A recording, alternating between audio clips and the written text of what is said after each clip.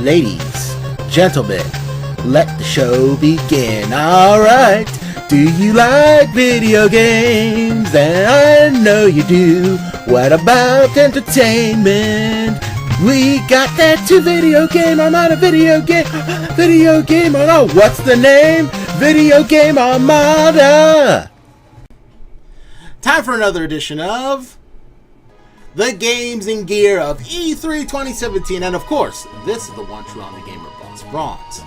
It's story time again, people. I know you guys love it. That's why I always force my pass upon you all while you have no choice but to listen, unless you stop the video, in which case, don't.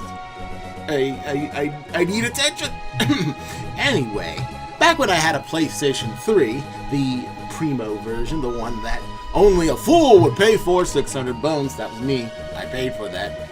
I enjoyed the PlayStation 3. It was a solid system, and its backwards compatibility was second to none. I was able to play my Legend of Mana game, which before was just all scratched up and broke, couldn't play it on no system. Put in that PlayStation 3, it's like, where the problem is, and I played it, but I'm getting off track here. Anyway, back in my PlayStation 3 days, I enjoyed it. It was a solid console that had a good library of games, and you know, and until it broke down on me mysteriously, I would still be playing it right now, in fact. Why? Because at the time, PlayStation's online service was free to play, and it was glorious. I mean, don't get me wrong, I'm a big Xbox bonehead forever and all times, and in order to have such awesome stellar Xbox Live, I'm willing to pay for it. But sometimes you want to be a cheapskate and play things for free. Thanks to the PlayStation Network, you could have played those things for free at the time. Well, they were starting to have a few more promotions than not to bolster their newest creation at the time, the PlayStation Network, which is an online service you have the option to pay for. And they had certain goodies, like free games, if you remember. So I said, oh shoot, why the heck not? Let me upgrade for a little month-to-month bias basis. So, you know, if I don't like it, I'll just cut it off and get back to my free-to-play games on my PS3. At that time, one of the games that was free, Metro 2033, that's the name. Anyway, that game was very similar to Fallout in a lot of respects. Underground survival, mutants everywhere, you know, limited resources, crazy stuff, makeshift weaponry, radiation. It was a weird comparison that I said, all right, edgelord Fallout, what are you doing? Aren't you going to be your own thing? But I will say this for the game, that it did provide an adequate amount of challenge not to be obnoxious about it, like a certain Dark Souls, Demon Souls, Bloodborne type of game out there.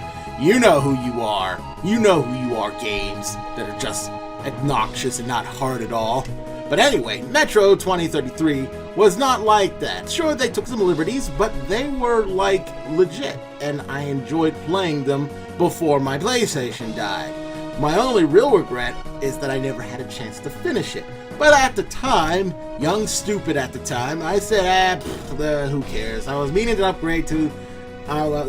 to focus more on the X-Bone, and Metro 2033 is just a freaking Fallout ripoff. Even despite the fact that it was based off a book by a writer, so what did I know?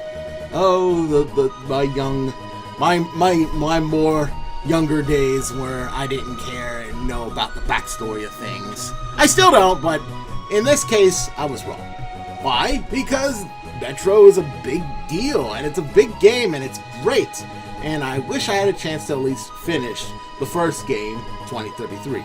So, that was very long-winded, and what does it have to do with the Games of Year of 2017? Well, thanks to the awesome stellar press conference of the Xbox One people, Microsoft, they showed the sequel to the Metro 2033 title, which is now Metro Exodus, where you once again go into the booties or radiation-proof galoshes of the protag of the last game, and forgive me if I say his name wrong, Artyom, who at this point in time, and again, I didn't finish the game, so I don't know how it all ended up, but sooner or later, you get kind of tired. You know what? I'm getting tired of surviving underground in an old subway station where demons, yes, there are demons in this, or whatever, weirdness that's not radiation-related problems, and darn raiders trying to kill me. I want to move somewhere where I can live in peace and harmony and not die to all this wild and crazy stuff due to the apocalypse.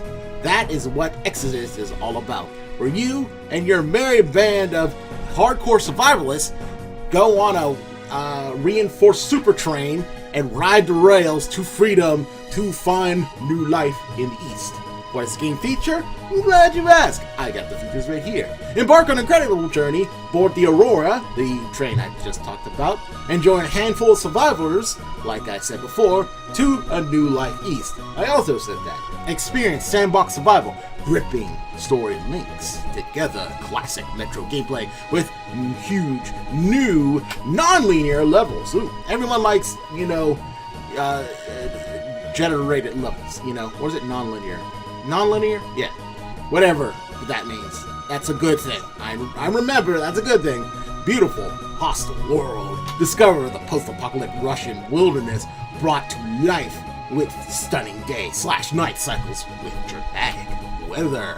And, one of the cool things about Metro is that you get to see the other side of the world. I love the United States. I live there. It's a great place to, live. But so many of our survivalist stuff takes place there. Sometimes it's in Mexico or South America. You hardly get any Africa. You really don't get any Asian cultures, more or less. And Russian, just forget about it. That's why Metro probably stands out, because it's in Russia area, which is almost super duper foreign and also incredibly intimidating. So there you go. There's that. Deadly combat and stealth, scavenge and craft in the field to customize your arsenal of handmade weaponry and engage human and mutant foes in thrilling tactical combat. Yes, basically your tech is garbage, and you have to keep scrounging to find more stuff to help reinforce your garbage tech so it doesn't fall apart in your hands while you're trying to survive an owl bear pig or something. Your choices determine your comrade's fate. Not all your companions will survive the journey. Your decisions have consequences in a gripping storyline that offers massive replayability. Alright? You know me, right? I want everyone to survive. That's the protector in me. But sometimes you gotta let some person go. And if the main heroine / love interest is in trouble, my best friend / jerk, he's gonna meet a terrible accident. Not by me, mind you, but to whatever the game dictates is gonna happen in this scenario. Oh man, I had to make that choice in Mass Effect. Ugh, I save Ashley all the time. Always, forever, man. We're still good friends. But anyway, the ultimate in atmospheric and immersion, a flickering candle in the darkness, a ragged grasp of azure mask frosts over the howl of the mutant in the night wind. Metro will be immersive and terrify you like no other game. Immersive, maybe. Terrifying, not like, boo, I'm scary, but more like, you better make sure you got a full clip. You better make sure not to step on that twig kind of terrifying. Yeah, Metro's got that in spades. And that's exactly why I'm highlighting it today. It is still Fallout Edgelord version, but it's still an enjoyable, challenging game. And I said this before, and I'm going to say it again, challenge is a plus these days. Too many games are too easy, for a more susceptible crowd of game players who just don't have the time and effort to play video games anymore. That ain't me. I got time and effort, and I want to play tough games. I gotta make my money worth it, man. Otherwise, what's the point? I might as well read a book. I'll get my money's worth by reading. But I play video games, so I gotta have challenge, I gotta have story, and Metro was one of those games that had both. So I'm figuring the sequel will as well. But we won't know till next year. And this is the One Drama Gamer Boss Ron's telling you to once again stay tuned for the latest games and gear of E3 2017 list item. Till next time, take care.